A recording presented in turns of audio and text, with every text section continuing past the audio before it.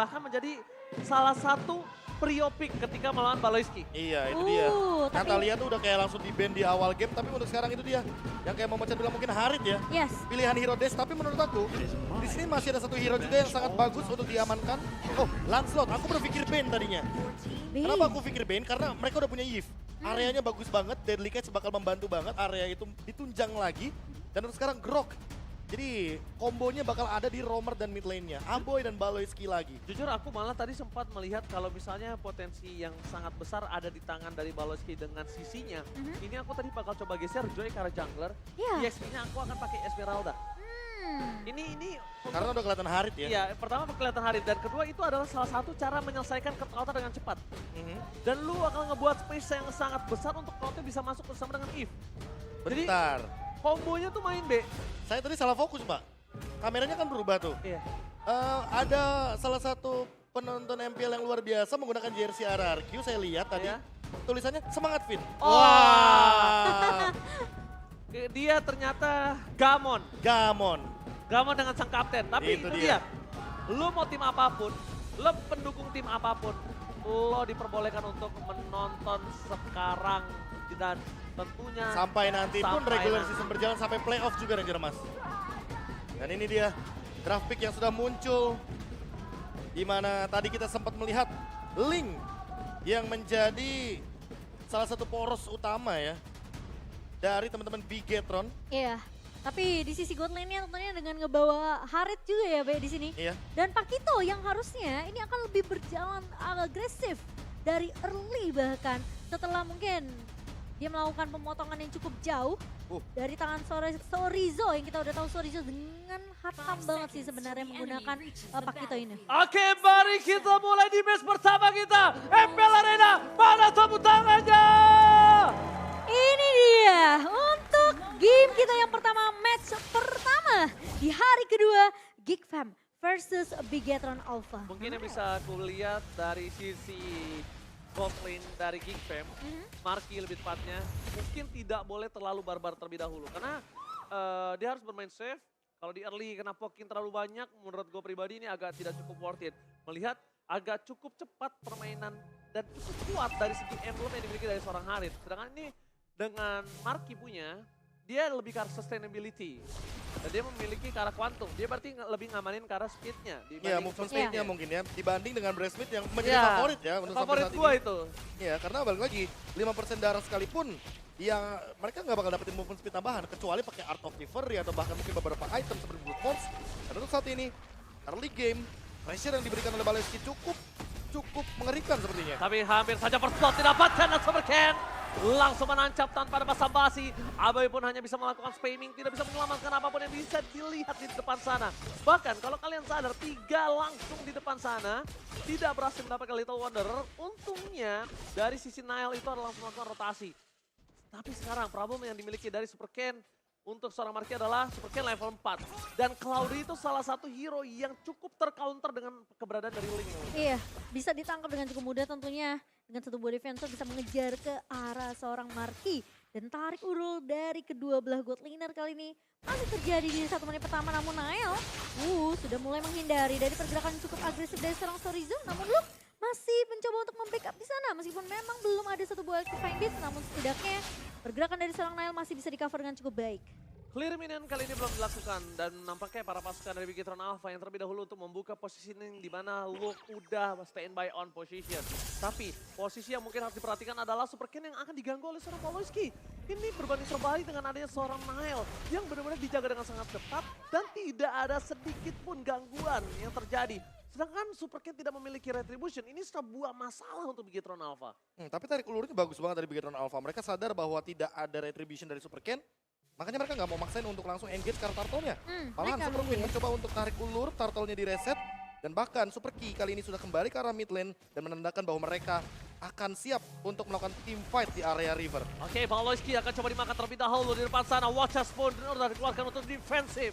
Membuat para pasukan Bigetron Alpha mereka akan lebih tenang untuk melakukan invasi ke arah Turtle. Jebakan luka, terkena luka yang cukup sakit membuat dirinya harus mundur ke arah belakang. Nile versus everybody. Nile, can't you do it? Karena secara tidak langsung Super Ken adalah salah satu player yang memiliki retribution terbaik di Indonesia. Ini dari pemain-pemain Big Hero Alpha mereka udah tahu dengan objektif yang harus didapatkan. Tapi Aboy kebuka dengan satu buah rumah manipulation. Super King bakal coba ditahan, masih ada ke altar. Dan bahkan satu buah Tempest of Blade mencoba untuk menumbangkan satu pemain itu Nail yang tumbang. Dan bahkan dia turtle di reset Oji. Oh, Turtle reset, tapi Super Ken almost ter-take down. Super Ken still survive at the bottom lane.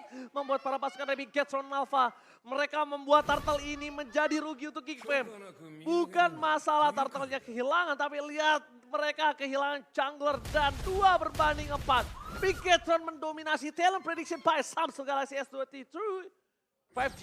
Nah tapi kalau kita melihat tadi ya team fight-nya sebenarnya emang yang dicari oleh teman-teman dari Bigetron Alpha adalah source skill yang begitu banyaknya keluar. Baloyski keluar wild charge, bahkan Nael udah keluar dari segi retribution dan juga bahkan Venom execution-nya. Ketika tidak ada source skill, mereka berani untuk langsung engage di depan sana. Wild shot dan retribution from Super Ken berhasil menyelamatkan hari dari Bigetron Alpha. Satu momen kill macam didapatkan kill SP dan Baloyski flicker for defensive menyelamatkan dirinya, tapi para pasukan dari Geek Farm nampaknya mereka tetap harus kehilangan 2 pemain yang sangat mahal.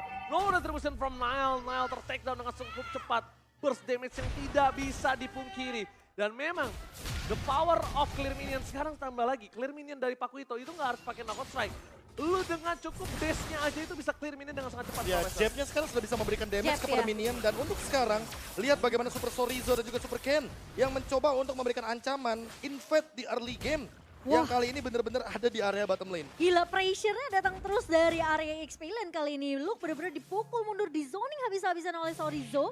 Dan bahkan aku ngelihat performa dari Super Fin kelihatan lebih apa ya, lebih benar-benar menyatu banget sama pemain-pemain dari Bigetron Alpha. Semua follow up yang dibuka sama Super Ken terhadap satu buah The Way of Dragon dari seorang Super Fin. Ini ngebuat Super Fin tentunya dia nggak akan ragu untuk melakukan inisiasi. Dari 2 menit awal aku udah lihat bagaimana cara mereka untuk Oh my menangkap. Dan ini dia. god, Well Dragon is on point. Lihat. Masih coba untuk ditahan. Tabletop flat, for offensive tapi nampaknya tidak terlalu berhasil di sana. Satu point kill, solo kill dari bottom lane. Didapatkan oleh Sorizo tanpa terlihat dari CCTV kamera lane of down. Tapi di sisi sebaliknya, lihat pasukan dari Bigetron Alpha memporak-porandakan sisi top lane dan Rika. Offside kali ini dikeluarkan oleh seorang Super Fin. Nah, mungkin aku ingin membahas sedikit di mana Super Fin kenapa berhasil kembali bermain seperti Fin awal-awal ketika di Pro Scene. Karena kalau kalian sadar, Fin gak harus ngejagain junglernya. Iya, ini dia. Fin gak harus ngejagain gold lane-nya. Dan Fin ini bermain lepas karena dia tahu gue percaya jungler gue bisa bermain sendiri dan gue tinggal gimana caranya ngedinai rotasi dari seorang Geek Farm. Nah masalahnya itu sih, dari tadi ya Geek Farm yang aku lihat terlalu mengeluarkan banyak source skill. Lihat kayak Luke aja pas ada turtle dia udah gak punya lagi electrifying beats. Dan untuk sekarang dengan kehadiran dari satu orang XP laner Super Sorizo yang membuka satu ultimate mahal dari XP laner, artinya apa? Artinya team fight 4 lawan 4 ini tidak akan terjadi, yang ada 3 lawan 4. 3 lawan 4, tapi nampaknya di sini mereka memenangkan laning di arah top lane, membuat Bigetron Alpha mengungguli dari 4.000 gold. Dan bahkan di arah mid lane mereka ingin memastikan terlebih dahulu source skill yang habis dari para pasukan Geek Farm. Geek Farm mencoba untuk melakukan sedikit buying time. Lihat, kalau kalian sadar, di menit ke-6 baru hanya satu turtle dan masih diperebutkan untuk turtle yang kedua. Ini seintens itu dan seobjektif itu permainan dari kedua belah tim. Ya, dan kelihatan zoningnya berjalan terus dari Bigetron Alpha. Mereka tahu setelah ini mereka bakal ambil objektif settle dan tentunya siapapun yang maju ke daerah river yang akan dipanis. Baloyski wall charge masuk tapi Aboy ngebuka satu buah Nile! Wonder retribution from Nile! Membalaskan retribution di pertama yang dia kalah. Tapi kali ini para pasukan dan seorang Bigetron Alpha membalaskan dengan flicker lepas. Lihat berhasil dengan tendangan The Way of Dragon yang sangat mahal mendapatkan Aboy Momo-chan. Kehilangan objektif turtle namun mereka berhasil untuk menumbangkan satu lagi pemain dari Geek Fam 6-0. Oke, sementara dari Super Saiyan mencoba untuk memfollow up clear dengan cukup cepat di area midnya, bermain dengan secara objektif tapi di area bawah Nile sendirian 1 versus 2, namun sepertinya Nile tidak akan terlalu overcommit.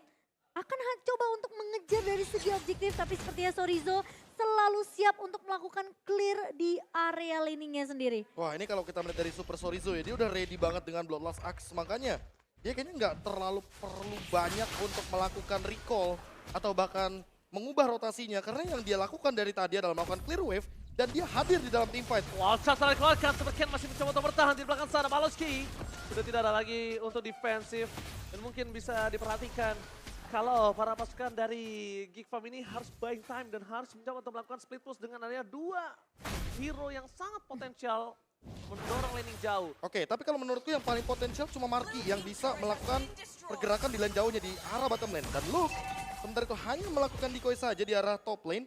Dan kalau seandainya Lancelot sekarang, ini kan udah bukan Lancelot tank. Makanya beda banget untuk melakukan split push dan agak sedikit sangat riskan. Berat Iya. banget. Iya, sangat beresiko sekali ketika dia melakukan split push. Walaupun winning kondisinya cuma tinggal 1 dari Geek Farm, yaitu adalah memainkan lane jauhnya. Tapi menurutku Bigetron Alpha juga harus berhati-hati. Karena apa? Karena Super Fin dengan cownya, ketika dia dihadapkan dengan match up Grok, ini mana Grok ini bakal immune dari The Way of Dragon, berarti targetnya gak boleh Baloiski. Harus target yang lain. Entah itu targetnya juga selain Marky, karena Marky memiliki Purify. Di satu sisi lainnya Luke punya satu gerakan immune, anti-CC. Jadi targetnya cuma 2 buat sekarang. Walchat for offensive tapi nampaknya belum terlalu maksimal. Bahkan membuat sang Baloski harus mundur ke arah belakang. Yang aku suka dari Nail adalah dia tidak benar-benar gentar di bawah bayang-bayangan dari Superken. Siapa yang tidak ngomongin Superken dalam season ini? Dan Nail dia gak peduli. Dan Retribution yang kedua harusnya tetap bisa dia konsisten melawan Superken dalam Lord kali ini. Ya, dan dari posisi dari seorang Sorizo hanya melakukan tugasnya di laningnya. Dia coba untuk potong dari minionnya sementara di area mid. Boy udah ngebuka satu body manipulation, namun Super Saken juga udah ngebuka dengan satu ultimate. Tapi Baloi bakal coba dipukul mundur. Marky! Di solo pick off. Solo pick off di arah bottom lane from Super Sorizo. Yang lebih mahal lagi Momochan. Solo pick off, no sword skill untuk kontes Lord. Wow, Bigetron Alpha mendominasi one-sided dan tidak ada pecah telur sampai menit yang ke-10.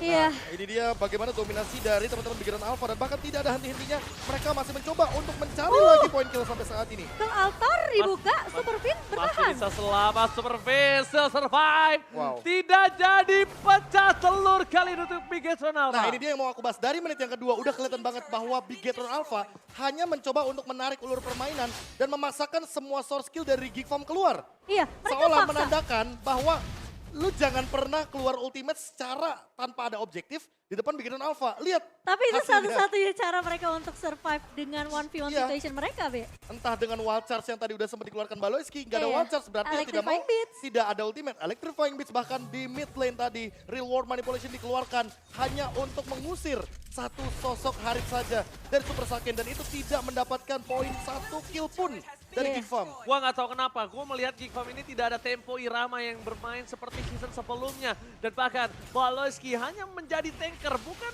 menjadi sosok yang bisa diikuti oleh para pasukan dari Geek Farm.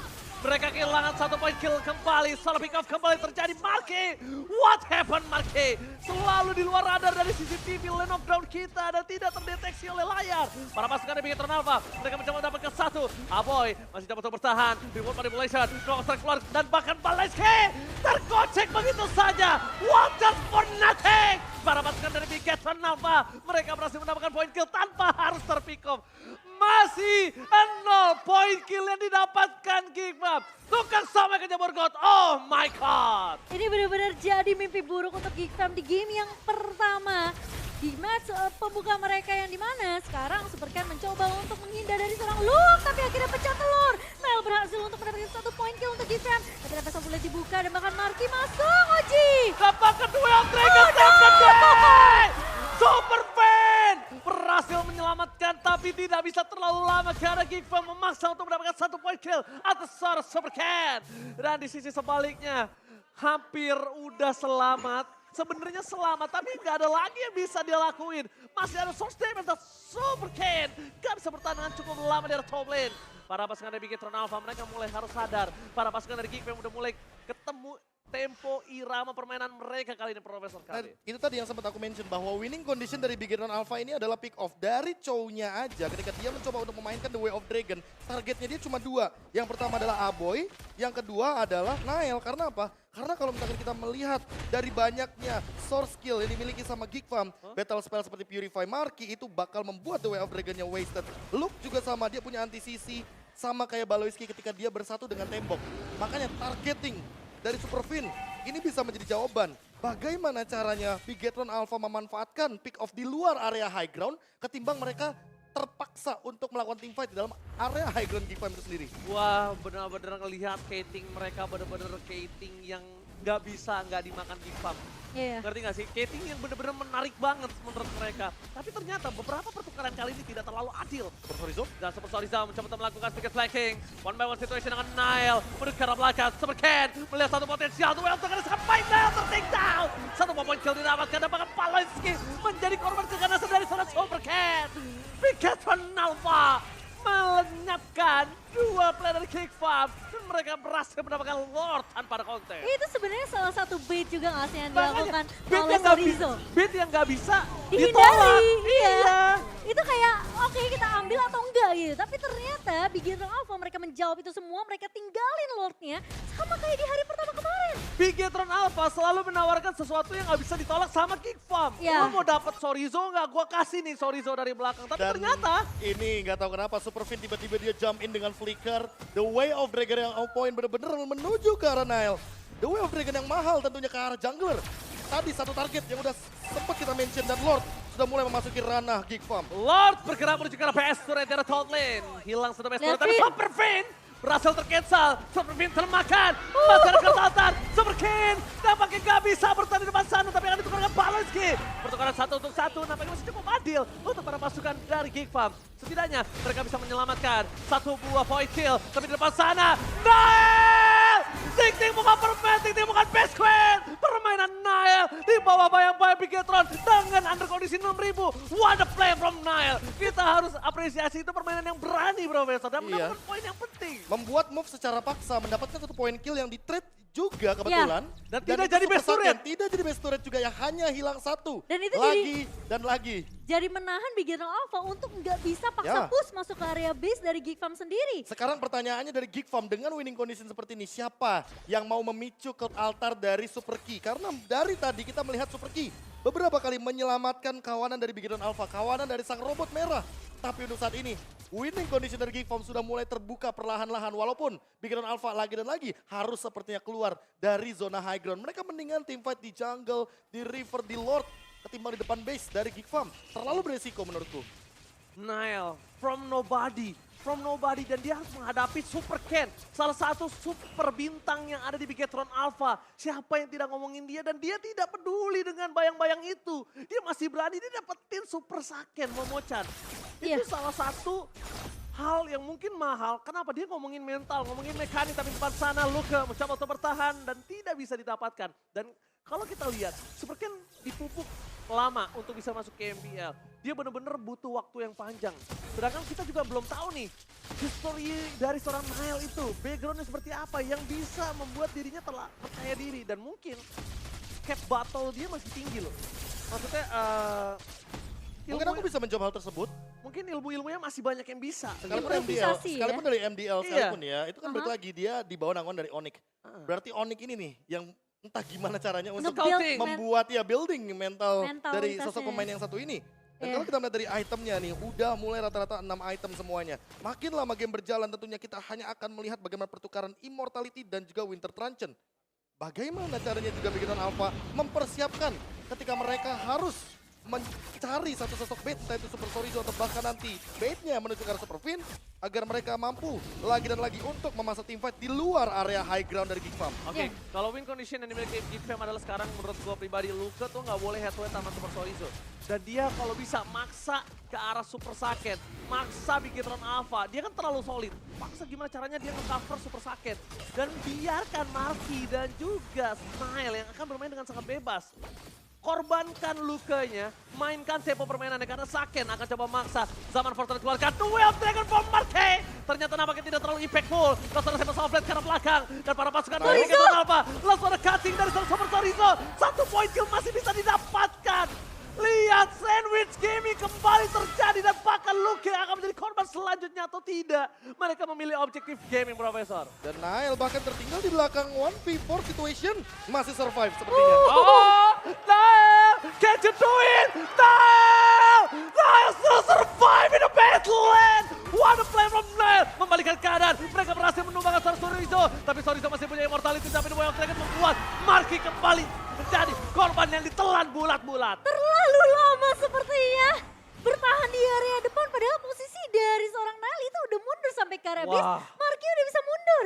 Tapi sayangnya malah Bigetron Alpha mereka yang menjawab itu semua setelah Lord berhasil diamankan oleh Super Ken. Ya secara kalkulasi Nile sulit untuk ditangkap, apalagi puncture-nya masih ada. Purple buff muncul tiba-tiba menjadi langkah bagi Nile itu sendiri. Tapi siapa yang menduga Super Fin tiba-tiba muncul dengan Shunpo-nya The Way of Dragon lagi dan lagi ke arah Marky. Dan ini yang mungkin harus kita saksikan dari satu sosok player Luke yang dari tadi mencoba untuk melakukan clear wave dengan build-nya dia mainin Master Assassin dan juga ada satu Light Hell Ignition. Iya. Tapi Luke berbahaya sepertinya barusan. Instant pick off terjadi, 2 point kill didapatkan, setback Super Ken tersetan. Blessing Great from Maki, gak bisa membuat dirinya selamat. Dan ini bencana! Bigetron Alpha, sang super squad memaksa game pertama dihabiskan di bawah menit yang ke-20. Bigetron Alpha, Bigetron Alpha. Mereka benar-benar memakan semua objektif yang ada. Point kill bahkan beberapa menit awal-awal kita lihat. Itu benar-benar nol. Dikasih nol gig farm-nya. Dan seolah membuat hampir keseluruhan komposisi dari permainan Bigetron ini sempurna. Karena mereka dari awal game flawless banget. Pick off berjalan semuanya. Targeting benar-benar satu suara. Dan yang paling penting adalah apa? Yang paling penting adalah Sorizo yang selalu flanking di lini belakang, memberikan informasi sebanyak mungkin kepada kawanan dari robot merah. Dia buka map, dia masuk invasi ke area jungle dari Geek Farm. Dia kasih informasi, dia potong minionnya, dia potong jalan dari pemain-pemain Geek Farm yang udah loh pengen pulang, enggak dikasih pulang sama sekali. Bigetron Alpha mereka terlihat mendominasi. Dan seperti yang KB bilang, mereka nggak punya jawaban gimana caranya mereka bisa mancing satu buah ke altar dari Super Kick keluar duluan. Itu dia, team fight jangka panjangnya benar-benar kepegang banget. Makanya tadi di mid lane Sorizo walaupun pecah Immortal, masih ada lagi ke altarnya. Masih survive dia. Dia habis pecah Immortal, ada ke altar dia langsung jab, langsung pindah. Apalagi Heavy Life Punch, ingat Heavy Life Punch sekarang itu powerful banget. Yes. Dan dia bisa maksimalin dengan bagaimana kehadiran dari Super Key di belakangnya. Kalian sadar gak sih, Bigetron Alpha adalah salah satu tim yang tidak terlalu mengandalkan gold laner mereka. Iya. Gold lanernya mereka biarkan, mereka lepaskan, dan bahkan mereka bermain dengan super trio mid. Dan ini yang bisa mereka kuasai di arah early sampai membuat mid to the late game. Itu kan 20 menit udah cukup late game menurut aku. Dan membuat mereka sama sekali gak bisa dibalikan dan bermain dengan one-sided Israel. Ya, tapi balik lagi dengan metode dua roamer di satu tim yang sama. Super Fin, Super Key. Walaupun kita melihat Super Key yang berperan sebagai mid laner sekarang. Tapi tetap dengan metode yang sama, yang dimana semakin late game berjalan ya kan. Ini semakin menjadi ancaman sebenarnya bagi teman-teman dari Bigetron Alpha. Bedanya, di game kali ini aku tidak melihat mereka melakukan kesalahan, itu aja. Betul. Mereka tidak melakukan kesalahan, mereka masih on track. Dan makanya kita nggak kaget kalau misalkan bener-bener dari Geek Farm-nya yang nggak ketemu jawaban terhadap Super Key. Mungkin, kalau misalnya kita ngomongin dengan back on track, sampai geser tuh dasi gue maaf ya guys, seru banget game-nya. Menurut gue pribadi kayak, mungkin kenapa masih back on track, pertama dia one-sided. Dan kedua bermain di arah menit 20. Kalau misalnya one-sided tadi dan bisa dibawa ke menit 25 something, dan bahkan bisa kita bilang ini bisa ada titik balik untuk para pasukan dari Geek Farm. Marky yang dapat power spike. Iya, itu mungkin bisa menjadi salah satu sosok yang bisa kita jadi acuan, Profesor. Iya, makanya balik lagi, semakin lama game berjalan sebenarnya bisa menjadi ancaman. Tapi bagaimana cara mereka untuk keep on track-nya itu yang mungkin perlu digarisbawahi. Betul. Bahwa ya tadi aja sebenarnya Nile bikin move dapetin Super Saiyan, itu sebenarnya udah pure mistake di sana. Pure. Kayak mungkin ya kita Garis back pertanyakan. damage, Iya, garis garis back back damage itu yang pertama. Dan yang kedua mungkin kalau kita melihat dari player of the game by Samsung Galaxy S23 Series 5G, Super Sorizo. Dengan Festival of Blood dia mainin Emblem Fighter juga, berarti ditambah dengan Bloodlust Axe, dia benar-benar punya hampir 40% dari spell fam. Iya. Dan ditambah lagi dengan Oracle, makin lebih powerful lagi dia punya spell fam. Betul, 10% dari Emblem Fighter namanya untuk spell farm sendiri ditambah Iya. dengan Bloodlust-nya Axe yang dia punya. Ini bukan Super Sorizo sih, Ini Super apa? Vampire. Bener juga ya. Iya. Bener. Semua minion bakal dia habiskan, lifesteal-nya, spell fam-nya Iya. itu hanya untuk pertukaran darah dengan damage. Iya. Makanya satu tinjuan Makanya dari dia bisa Pakito ini 1v1 mengerikan sama banget. Marky juga dari di area bawah. Iya. Mungkin kalau ada pertanyaan sekalipun ya kan dari teman-teman yang lagi pada nonton atau bahkan Big Troopers, kenapa sih bang Super Chorizo bisa sekuat ini? Karena mungkin tinjunya tidak pernah meleset. Karena tinju dibalas Pak Wan. Itu salah dong. Beda lagi yang itu. Tinju di Mas Udang. Tinjuku tidak pernah meleset kan. Tinju dibalas Pak Wan. Iya. Habis ditinju Makanya. dikasih Pak Wan. 3-0-11. Poin kill KDA yang bisa dibilang perfect banget bagi satu sosok XP laner. Dan kalau kita lihat dari highlightnya ya teman-teman bisa menyaksikan sendiri lagi dan lagi. Teamfight selalu bakal menguntungkan bagi teman-teman dari Big Run Alpha ketika berada di luar ya. Aku bilangnya di luar dari area high ground. Yes. Karena kalau di high ground ada Aboy. Dan Aboy ini menggunakan hero utility. Makanya sangat berbahaya kalau kita garis bawahi Aboy dengan hero utility. Nggak cuma hero high ground loh. Faramis aja menurutku hero utility. Makanya nggak kaget kalau misalkan roamer-roamer sekalipun kayak Super Key atau bahkan Super Fin memainkan hero yang punya utility atau efek buat team fight itu bakal jadi poin plus kayak tadi. Kalau ngomongin flawless ya dari Bigetron ini memang terlalu flawless untuk berhadapan dengan Geek Farm. Tapi yang lebih aku sangat menjadi menarik perhatianku adalah kenapa Geek Farm ini tidak punya tempo permainan. Dan mungkin kelihatan karena Baloy juga bawa Grok sih. Malah justru Baloy dengan Glock itu dia bisa invasi. Malah aku lebih merasa dia bisa ngebawa hero lain yang bisa ngelakuin pick off. Yang coba untuk culik satu persatu. Oke, gimana kalau kita melemparkan sebuah pertanyaan yang mungkin agak panas? Oke. Apakah berpengaruh perbedaan dari duo Filipin Yes. di roamer dan jungle dengan roamer dan gold lane? Masalahnya sekarang duo jungler mereka masih bermain di trio mid. That's Iya. why Bigetron Iya. kuat di sana. Tapi kalau dengan adanya pertama Cloud. Cloud ini adalah salah satu hero scaling. Dan Dia bahkan bisa dibilang individu nggak sih? individual dan berat banget untuk bisa berhadapan dengan dari Harit. Yang that's why aku di early game bilang sebelum game mulai kayaknya Marky udah mulai harus main santai dan sabar. Iya, Karena sebenarnya kalau ngomongin soal item Marky ini udah cukup Setuju, capable untuk team fight. ya apalagi dia bawa si Halberd di sini yang dimana kalau misalkan kita bandingkan beberapa item yang dimiliki sama magical damage dan juga physical attack, itu yang nambahin darah physical attack paling rata-rata cuma head assist, endless battle berbeda jauh. Ya. Dengan kita bandingkan kalau ada item magic damage, concentrate energy aja nambahin darah lumayan banyak. Iya. Dan itu akan memicu efek dari si Halberd di mana efek item penambah darah itu pasti bakal terkena efek punish. Kena reduce banget. Kena reduce banget dan itu Dipotong. akan menambahkan lagi damage daripada sosok Marky. Namun sayangnya Marky tidak diberikan space. Sehingga yang tadi Ranger Emas maksudkan Symphony of Skill dari sebuah tim ya Nggak kan, ada. itu benar-benar tidak Gak terjalankan kelihatan terjadi. sama dan tidak sekali. terjadi. Combo-kombonya gak ada Ji. That's why aku bilang gak ada tempo. Iya. Ya apalagi Kayak- kita bandingkan tadi ya, kalau misalkan kita membandingkan Brave dengan Quantum Charge di game ini, aku lebih setuju Quantum Charge memang. Karena lawannya Harit, dan Harit dengan Zaman Force itu memberikan efek slow. Tapi entah kenapa, Marky tidak memanfaatkan bagaimana Quantum Charge-nya di game kali ini. Sangat disayangkan sekali bahwa memang Haritnya bebas. Bahkan yang men-shutdown Super Saiyan, Itu Nail itu ya. Nail dan juga Luke gitu Yang loh. notabene-nya Nile ini punya potensi sangat rendah untuk di mid Iya, untuk iya. bisa menumbangin seorang Super Saiyan. Pertama, lu harus masuk ke dalam. Lu Iya. harus masuk ke dalam. Lu belum ada paramisnya. Bener-bener chance yang gak bisa didapatkan oleh seorang Nile. That's why gue tuh cukup kaget Nile ini bermain di panggung MPL. Ya balik lagi, from nobody, terus lo ngelawan sosok Bigetron Alpha yang lagi diagung-agungkan dalam sosok super squadnya. Iya.